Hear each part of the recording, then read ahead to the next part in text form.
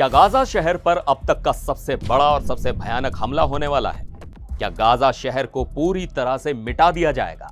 Israel ने Hamas को एक ऐसा अल्टीमेटम दिया है जिसे सुनकर पूरी दुनिया में सनसनी मच गई है। इजराइल के रक्षा मंत्री ने साफ साफ कह दिया है कि जल्द ही हमास के हत्यारों और बलात्कारियों के लिए नरक के दरवाजे खुल जाएंगे। यह सिर्फ एक धमकी नहीं है, बल्कि एक पूरी तैयारी है। 60,000 सैनिक तैयार हैं और प्रधानमंत्री नेतन्याहू ने गाजा शहर पर कब्जे का ऑर्डर दे दिया है। आज हम जानेंगे कि इजराइल का यह गेट्स ऑफ हेल प्लान आखिर है क्या, हमास के सामने क्या शर्तें रखी गई हैं और अगर हमास ने ये शर्तें नहीं मानी तो गाजा का भविष्य क्या होगा।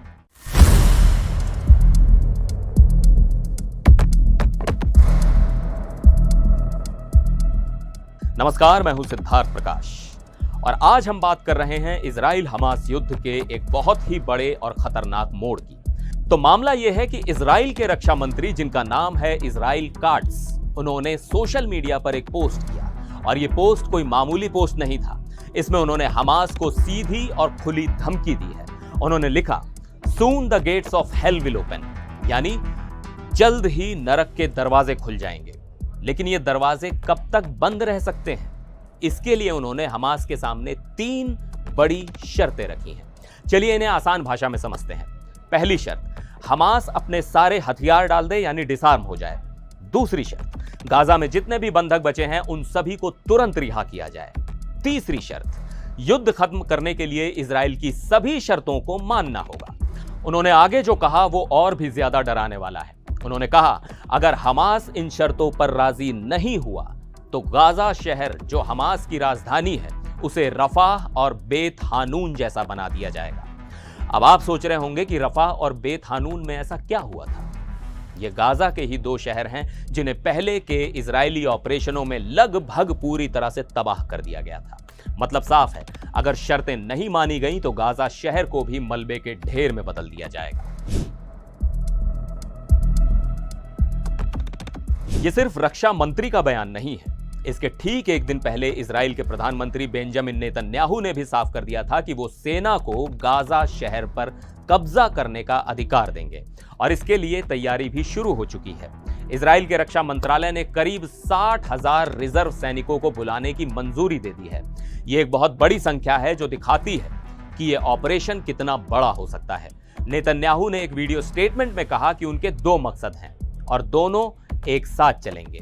मकसद 1, हमास को पूरी तरह से हराना और उसके गढ़ यानी गाजा शहर पर कब्जा करना, और मकसद 2, सभी बंधकों को सुरक्षित छुड़ाना।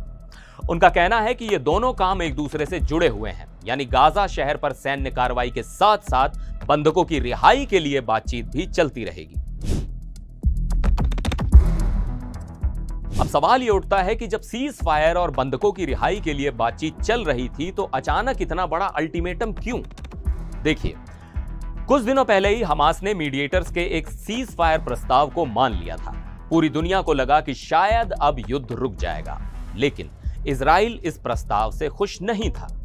हमास का प्रस्ताव था बंधकों को अलग अलग ग्रुप्स में धीरे धीरे छोड़ा जाएगा और इजराइल की मांग क्या है? वो ये है कि एक ही बार में सारे के सारे बंधक रिहा किए जाएं। इसी बात पर मामला अटका हुआ है।